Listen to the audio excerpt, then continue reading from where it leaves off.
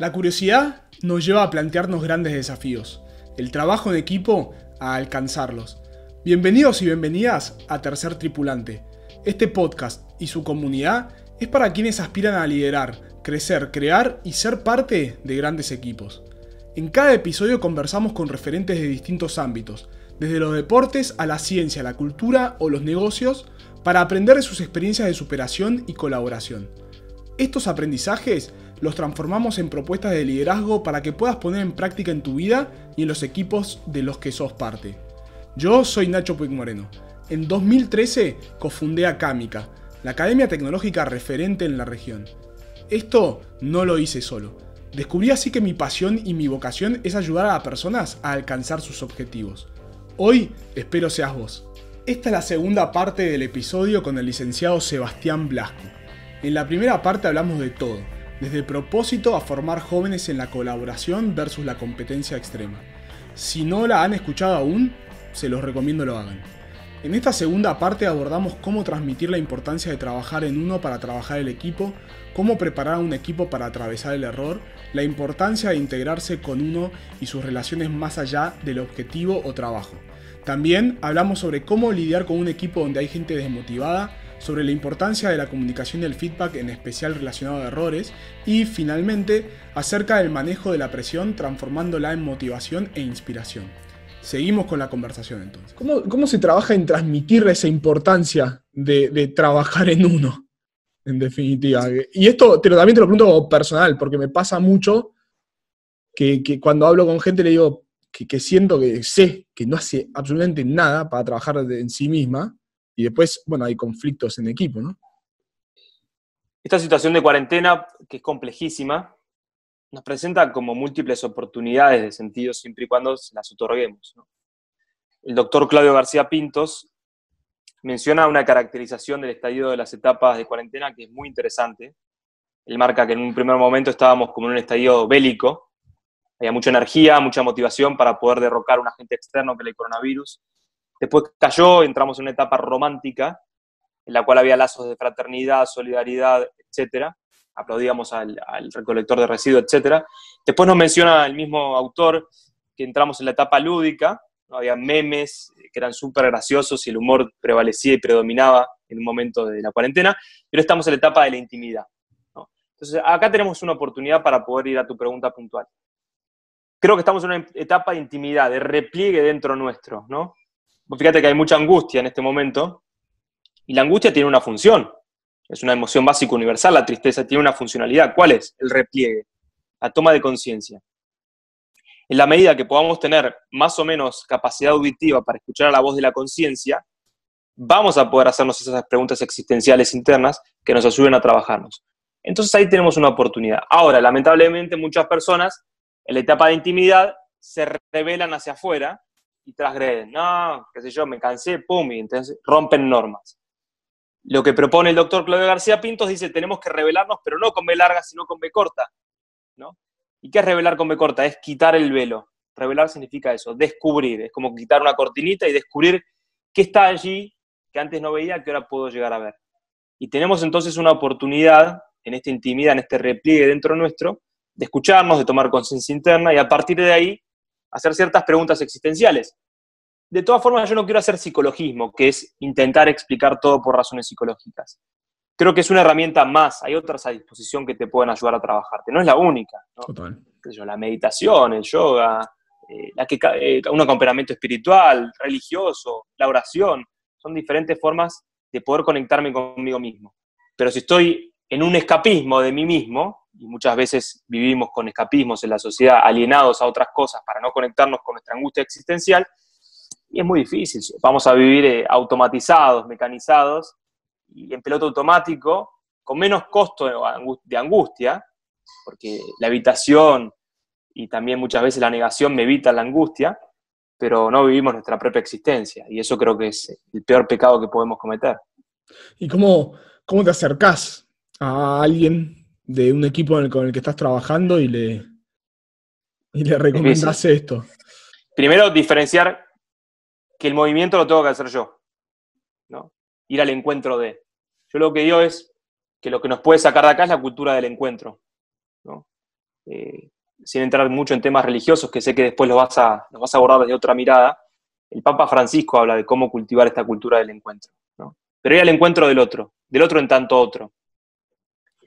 Y también después no caer en la omnipotencia de creer que mi intervención puede hacer modificar a ese otro, ni pretender hacerlo, ¿no?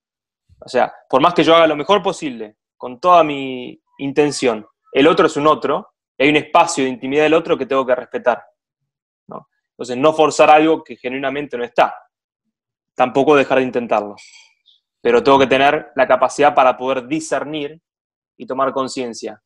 Hasta dónde puedo, hasta dónde depende de mí y qué cosa es del otro. Yo hablo de la teoría del colador, ¿no? Poner un colador adelante de mi cabeza, saber dejar pasar lo que es mío y hacerme cargo de eso, y del tamiz para afuera lo que es del otro y no hacerme cargo de eso. Total, después ahí está la artesanía de saber uno. Claro, exacto. Entender e interpretar el momento y las formas y demás. Es todo. Exacto. Y es práctica, no se lee en ningún libro. Es que es como decís vos, muchas profesiones, y la psicología es una de ellas, conjuga el arte y la ciencia. Tiene mucho de ciencia, pero tiene mucho de arte. Es una artesanía, porque si vos tratás a dos personas igual, a una ya la estás tratando mal. Totalmente. Sí, entonces, y en esa línea, porque vos contaste que trabajás en ese equipo que no se dio el objetivo, digamos, deportivo. Y me acuerdo que me contaste en su momento lo que fue la situación de contención respecto a ese trauma post-derrota, ¿no? O post no alcanzar el objetivo. O sea, ¿cómo fue ese tratamiento, digamos, de manejar la derrota? O sea, si fue algo que se manejó como equipo, o también la individualidad, ambas cosas. Y después ¿se puede realmente preparar a equipos para afrontar fracasos? Sí, te diría que recontra. Bueno, yo tuve la suerte de trabajar con Miguel, con Mico, y él me dijo, una vez que ganamos un partido, la etapa previa me dijo, bueno, ¿estás contento? Sí, le digo. Me dijo, disfrútalo, me dice, porque en este deporte vas a perder más veces de la que vas a ganar. Entonces, cada vez que vos ganás, tenés que ser consecuente con eso y aprender a disfrutarlo también. Si no es como que hacemos una apología del fracaso y nunca nos permitimos disfrutar. Es importante celebrar cuando nos va bien. Celebrar cuando tenemos un cumpleaños, celebrar cuando hay un motivo para celebrar, creo que no hay que dejar de hacerlo, ¿no? Porque no son tantas las veces en la vida que tenemos la capacidad de poder celebrar. Creo que el deporte se trata de perder y de aprender a perder, ¿no? ¿Y se puede trabajar? Sí. ¿De qué forma? Incorporándolo como parte de un proceso de aprendizaje. Miguel les dijo, después de haber quedado afuera, con lo que eso implica, chicos de 17 años, quedar afuera de un mundial, siendo Argentina, con la expectativa que había, que miren, muchachos, obvio que todos queríamos clasificar, no conozco a nadie que no le guste ganar. Y está buenísimo el ganar. El tema es a qué costo, ¿no? Y dijo, bueno, lo importante acá es que ustedes, y yo les aseguro que muchos de ustedes van a jugar en primera, le dijo. Porque ustedes de alguna forma son los mejores y esto los va a fortalecer para poder llegar. Y hoy muchos de esos jugadores están jugando en las primeras divisiones, en Europa, inclusive en la selección mayor, ¿no? Creo que eso es el premio más grande que él les dijo en ese momento. Tranquilos, tómenlo como parte de un proceso de aprendizaje. Les va a pasar, son jóvenes, son chicos, pero lo importante es que de esto ustedes resilientemente, afrontándolo con un valor de actitud, puedan convertir este aparente fracaso en el éxito personal. Pero bueno, pero vos contás que hiciste un proceso interno que encima te llevó a la profesión y al camino profesional y de vida que elegís hoy. Sí, de hecho, lo creo genuinamente, ¿eh? O sea, una de las mejores cosas que me pasó en mi vida de aprendizaje es haber errado ese penal, ¿no? Muchas veces nos pasa, ¿no? Que cuando somos así personas muy exigentes y perfeccionistas internamente, o ser adaptados en términos, si querés, más psicológicos, no estamos tan acostumbrados a lidiar con nuestra propia vulnerabilidad. Y ese fue un momento en el cual tomé conciencia de mis propias limitaciones. Y el saber que te puedes equivocar y que no pasa nada es grandioso, ¿no? Porque te quita una mochila de presión extrema de encima, ¿no? Y a partir de ese penal, que fue una de las mejores cosas que me pasó, no solamente pude revalidar mi propia vocación sino que al mismo tiempo me ayudó a dejar de lado esas exigencias internas, a sacarme ciertas mochilas de encima y a partir de ahí a ser más espontáneo y más fluido, ¿no? Entonces, en la medida que un líder puede integrar su sombra, y no hay mejor líder y mejor maestro que aquel que integra su sombra, también vamos a poder aceptar que nos tenemos que sacar nuestras mochilas internas, nuestras exigencias internas, y paradójicamente eso va a fomentar mi desempeño deportivo, mi desempeño laboral o lo que fuese. Entonces creo que tenemos que estar dispuestos a patear penales y a equivocarnos, ¿no? O sea, a tomar conciencia de esto, que somos limitados, ¿no? Esto que la cuarentena nos viene a decir, un bichito imperceptible nos pone en jaque nuestra omnipotencia y nos conecta con nuestra vulnerabilidad. Mirá, vos que te la creías todas y que pensabas que podías hacer lo que querías, y me parece que no es tan así. Dejar siempre un lugar a la imprevisibilidad constante. La vida es una cita ciegas constante. Tenemos que dejar cierto lugar para la imprevisibilidad y para la vulnerabilidad. Cuando la integramos, nos relajamos, y como nos relajamos, bueno, hacemos lo que podemos con lo que tenemos, y eso es un montón. Ahora, ahí lo voy a conectar con algo que hablas siempre, que tiene que ver con la familia, o los afectos, los amigos. ¿Tiene sentido integrarlos de alguna forma a la vida del equipo o no? Y acá te voy a hacer uso una vez más a Nano Kigel. Yo le escuché una vez a él un concepto que me encantó y se lo robé para el mundo del deporte, que él habla que él es un especialista en creatividad, ¿no? Nano. Y dice que las personas más creativas son aquellas que tienen una expertise única y profunda, desarrollada en una variable específica, y una amplia gama de intereses más superficiales y amplios. La teoría de la T, dice él, ¿no?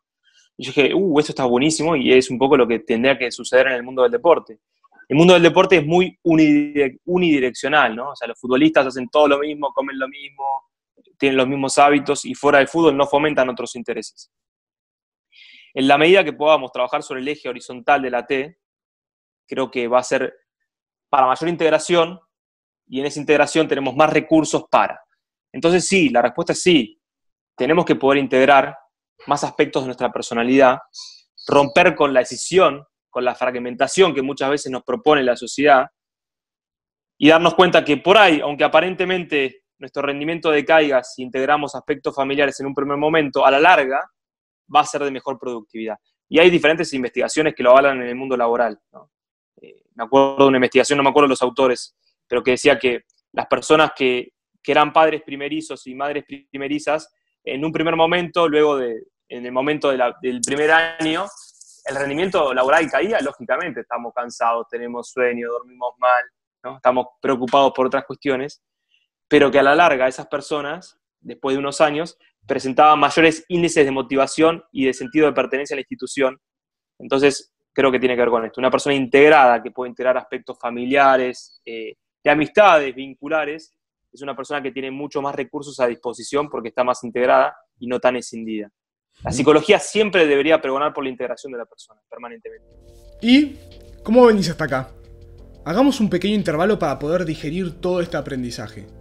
Mientras, quería recordarte que Tercer Tripulante es tu plataforma para triunfar como equipo. Sumándote a la comunidad podrás no solo estar al tanto de nuevos lanzamientos y propuestas, sino que vas a conectar y aprender con otras personas de todo el mundo. Ingresá en tercertripulante.com y suscríbete con tu email. Además, no dejes de seguirnos en Twitter en @ttripulante, en Instagram o YouTube como @tercertripulante o en tu plataforma de podcast favorita. Ahora sí, continuamos con el episodio. ¿Cómo se trabaja entonces en un equipo donde hay gente que no disfruta ni tiene interés de estar ahí? Es complejo, ¿no? O sea, acá tenemos la motivación interna y la externa. La interna tiene que ver con el motor propio que me impulsa a realizar una acción, y está muy vinculada muchas veces con el para qué. La externa tiene que ver con retroalimentaciones que ayudan a retroalimentar justamente la motivación interna, por ejemplo, el dinero, etc. Ahora, la externa es importante porque ayuda a anclar, ¿no? Digo, bueno, mirá, a mí me encanta jugar al fútbol.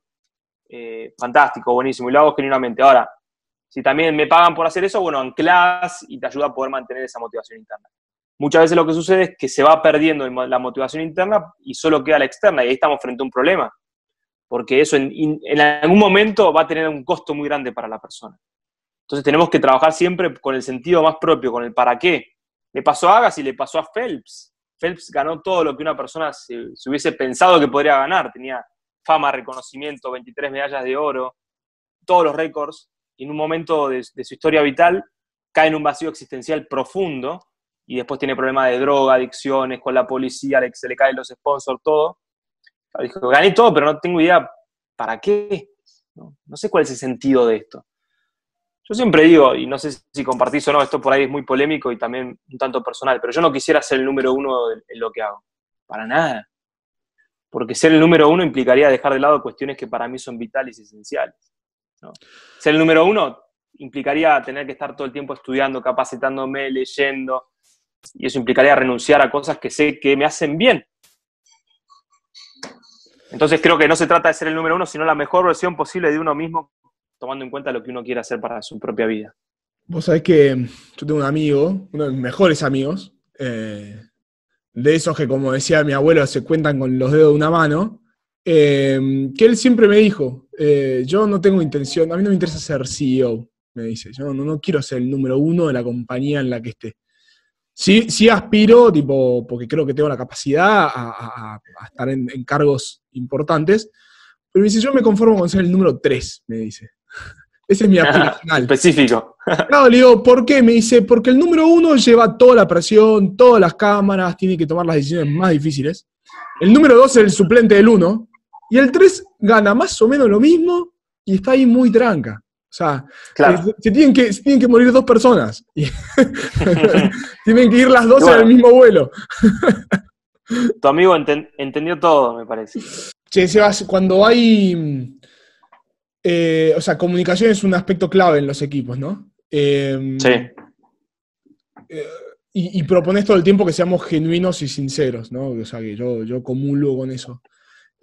¿Cómo manejás vos el feedback, el compartir y decirse cosas dentro de un equipo y sobre todo cuando se trata de conflictos o errores, ¿no?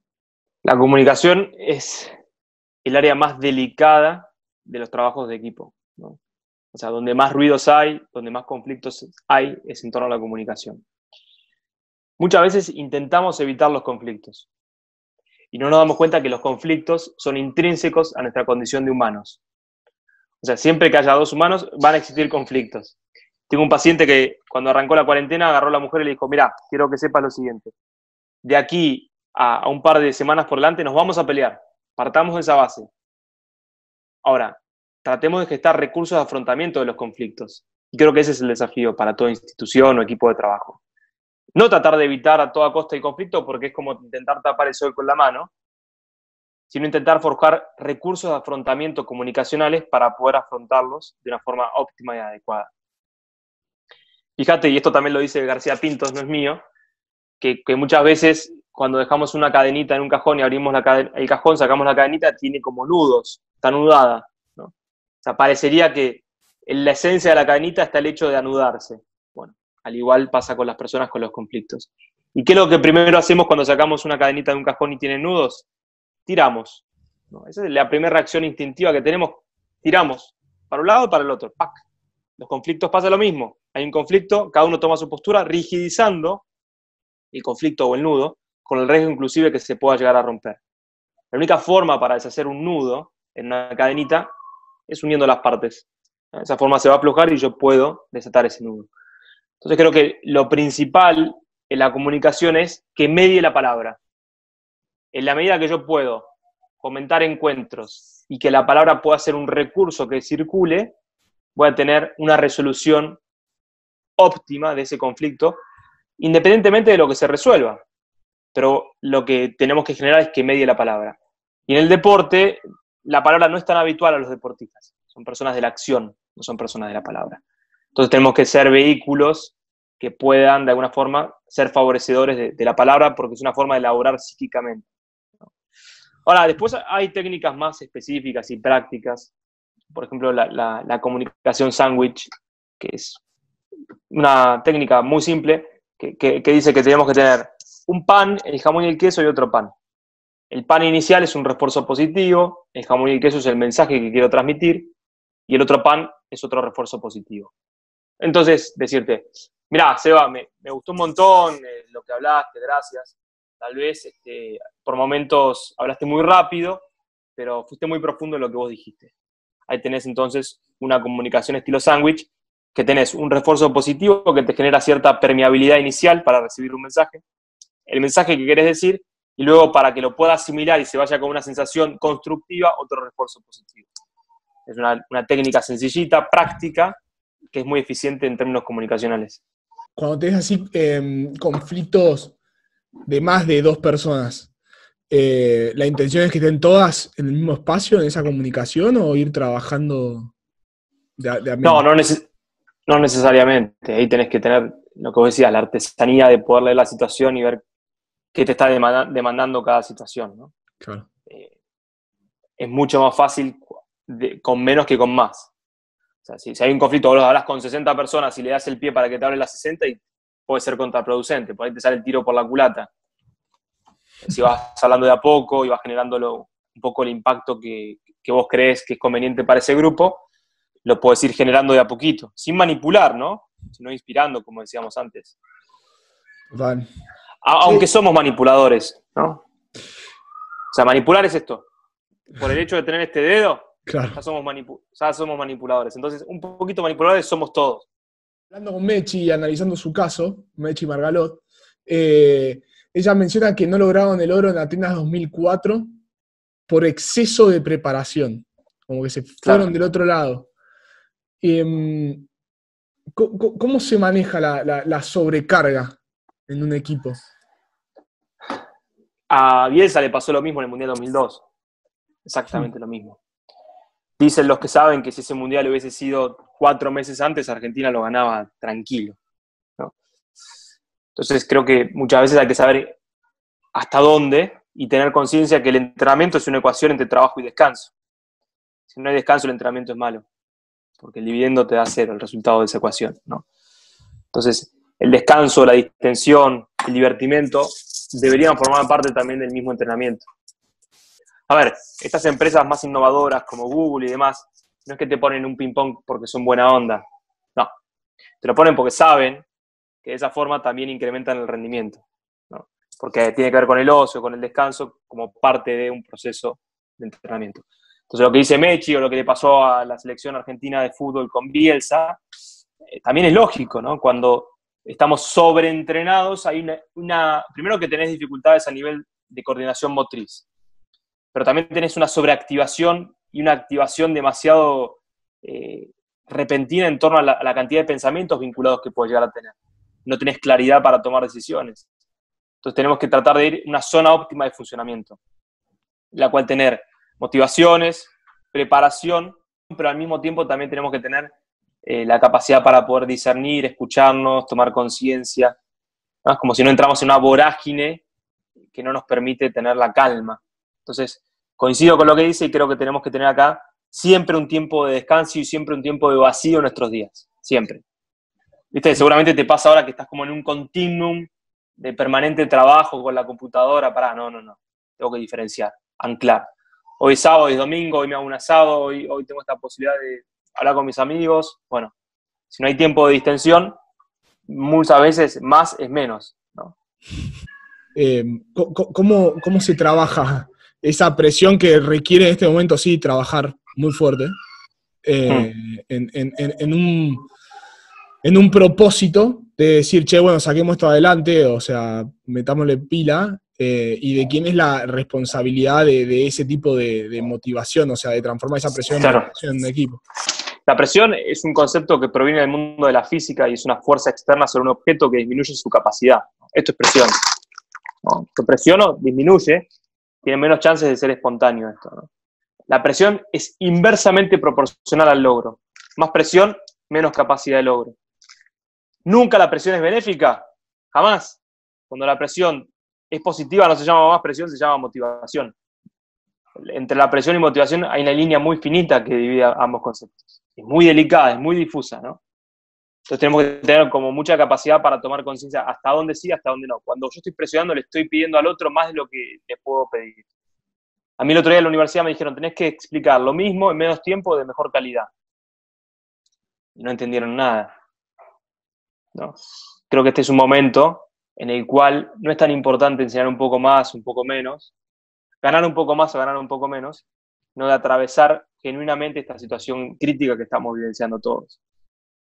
Entonces, cuando yo estoy presionando y le estoy exigiendo al otro algo que el otro no me puede dar y el otro se siente totalmente indefenso y no me da nada. En cambio, si puedo decir, bueno, ¿cómo estás? ¿Qué te pasa? ¿Hasta dónde sí? ¿Hasta dónde no? ¿Cómo es tu realidad?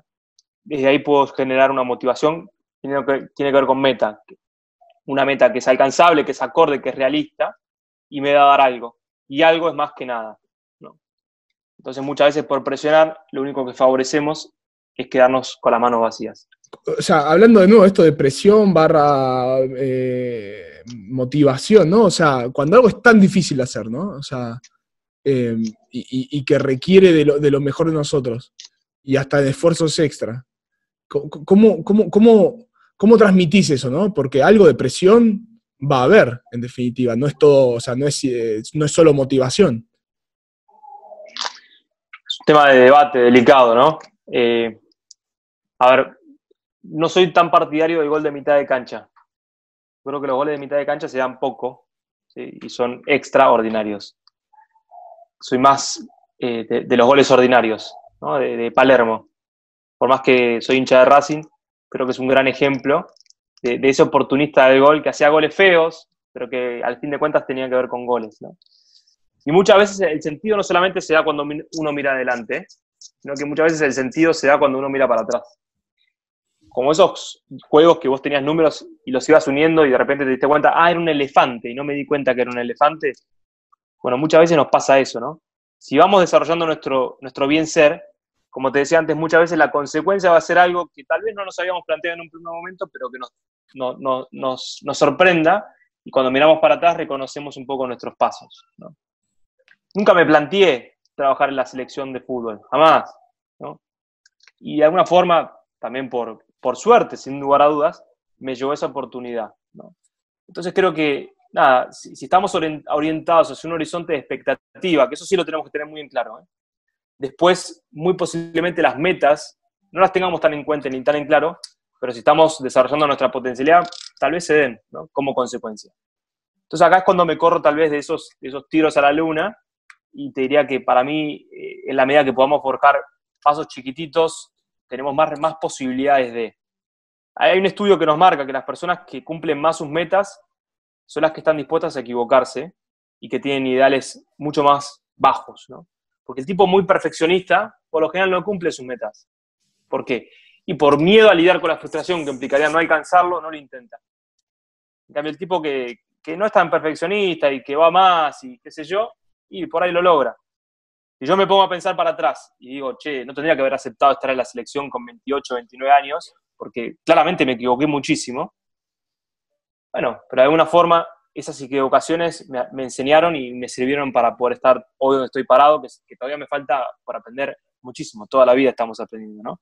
Pensando, poniéndome en los zapatos de esa gente que convocó NASA en los 60s, con Kennedy a la Sí. cabeza, como dice la canción de Fito, y le dijo, muchachos, muchachas, tenemos que poner gente en la luna. Sabemos que el objetivo es muy difícil, que tenemos un presupuesto acotado, pero bueno, ¿quién tiene ganas de hacerlo? Los que tienen ganas de hacerlo, que se queden acá. Claro. Como, si seteás desde el principio, pero bueno, cambia cuando de repente, si de un día para otro te dicen, no, bueno, el gobierno federal recortó el presupuesto a la mitad. Y es tipo, no, bueno, pero yo no me había anotado para esto. No, es súper válido lo que decís y coincido, pero para mí la pregunta correcta es otra. La pregunta que tenemos que hacernos otra es, ¿cuál es el costo que esa gente pagó para poder hacer lo que hizo? ¿No? Y yo me quedo como en ese planteo. Porque tal vez el costo fue su propia vida, no lo sé, o su familia, y volvemos al tema de debate anterior, ¿no? Está bueno porque eso, bueno, eventualmente entra en debates filosóficos y de propósitos de vida de la gente. Están los que se martirizan, en cierta forma, están los que pierden su vida sin sentido, no es martirio. ¿Qué sentiste que aprendiste hoy? La verdad que, nada, un montón, esto que te dije en algún momento, ¿no? A partir de esta conversación junta que tuvimos, me ayudaste a pensar mucho en algunos conceptos propios que tampoco los tengo del todo definidos, que los estoy revisando. Creo que estamos en un permanente devenir de cambio y también me ayudaste a tener más claridad o intentar tener más claridad en algunas cosas. También escuchar muchas cosas del mundo empresarial, que es un mundo que yo desconozco. O sea, estoy muy vinculado a mundos del deporte, a mundos por ahí más académicos, a entornos muchas veces con muchas similitudes, pero así lo corpo, no lo conozco tanto y me sirve también escucharte y valoro muchísimo y me pone muy alegre. Por ahí estoy un poco sesgado en mi visión del mundo corporativo como un mundo que muchas veces deshumaniza. Tal vez no sea tan así, es un prejuicio, muy probablemente, pero me encanta que vos como líder de un proyecto tan importante como el que se llevas a cabo, intentes humanizar, y eso lo celebro. Es que en tu prejuicio hay una cuota de juicio, definitivamente, porque conoces y te vinculás. Definitivamente el segmento privado hoy para mí se tiene que reinventar. La organización privada como generador de riqueza material nada más es un modelo fabril industrial que funcionó al mundo en su momento, que hoy ya no funciona. Y mi idea con mi aporte al mundo, o sea, mi propósito como persona tengo esa, como te comentaba al inicio, y mi intención de dejarle a mi hija un mejor mundo, básicamente. ¿Qué frase, qué recomendación, qué concepto, lo que sea, así bien Sebas Blasco, cortito, de regalarle a una persona así, si solo tiene un tweet, tiene unos segundos de escucharte a vos? Dale, es una frase de Víctor Frankl que como mi mujer elegimos tener en mi consultorio y que mira a nosotros, no mira al paciente, para que nosotros nunca perdamos de vista, ¿no? La frase textual dice: cuando ya no somos capaces de cambiar una situación, nos encontramos ante el desafío de cambiarnos a nosotros mismos. Y bueno, esto, ¿no? Permanentemente revalidar nuestra responsabilidad que tenemos más allá de los condicionamientos. Siempre, en última instancia, más allá de cualquier tipo de condicionamiento, tenemos la responsabilidad y la libertad de elegir cómo queremos afrontar la situación que nos toca vivir. Es una elección permanente. Entonces, nos da una mochila de protagonismo tremendo esto, ¿no? O sea, la vida está en tus manos. Y la otra es la que te dije al principio, esto de la aspiración a la felicidad tiene que ver con uno ser bueno y que los otros sean mejor que uno, ¿no? O sea, basarnos en lo que podemos hacer, intentar hacer lo mejor posible y también tener la humildad de reconocer que hay personas que son mejores que nosotros, por suerte. Bueno, amigo, te mando un fuerte abrazo. Que tengas un dale, cuídate. Igual. Chao. Ahora sí, llegamos al final de este encuentro. Sin lugar a dudas, tenemos mucho para analizar y digerir. Como toda cualidad humana, el trabajo en equipo es esa mezcla entre ciencia y arte. Podemos aprender mucho de las técnicas y las experiencias, pero luego debemos ir practicando para afinarnos, encontrando nuestro propio método y que se adapte al equipo que nos toca ser parte, integrándonos como personas desde nuestra infancia hasta nuestra actualidad. ¿En qué tipo de equipo sentís más comodidad? ¿Uno donde prima la figura del héroe o uno donde prima la vulnerabilidad? Ir haciéndonos este tipo de preguntas nos va a ir orientando en nuestro bienestar en los espacios que nos toca estar. Seguí compartiendo tus reflexiones con la comunidad de Tercer Tripulante o colaborá con quienes lo hacen. Doy fe que de la comunidad crecemos mucho más que solos desde el contenido. Y recordá que podés conectar con Sebas en LinkedIn o en Instagram, donde lo encontrás como sebastian.blasco. Y si tenés algún comentario o pregunta relacionado a este episodio, por allí se la podés hacer. Querido amigo o amiga, este es el final del episodio. Muchas gracias por escuchar. Ojalá haya sido de inspiración y aprendizaje como lo fue para mí y sirva para que sigas creciendo en tu camino de colaboración. Realmente disfruto ser Tercer Tripulante, y si al menos a una persona le sirve para transformar su vida, ya me siento realizado. Por eso, ayúdame en esta misión comentando el episodio y el podcast en tu plataforma favorita, recomendando Tercer Tripulante o sumándote a la comunidad. Y si tenés preguntas, propuestas o comentarios, por favor escribime a nacho@tercertripulante.com. Nos escuchamos en el próximo episodio.